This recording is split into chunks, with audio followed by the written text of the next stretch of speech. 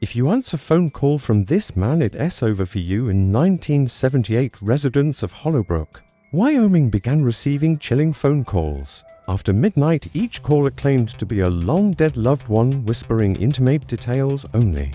The deceased could know the phenomenon terrified the small community, and local authorities launched an investigation. All leads pointed to Victor Price Music, an unassuming repairman, often spotted near the victims' homes. When questioned, Victor calmly stated, "I don't make the calls. I just connect them." That night, every officer involved in the case received a call from their own departed loved ones. Shaken to their cause, they abandoned the station by dawn, leaving Victor locked in his cell.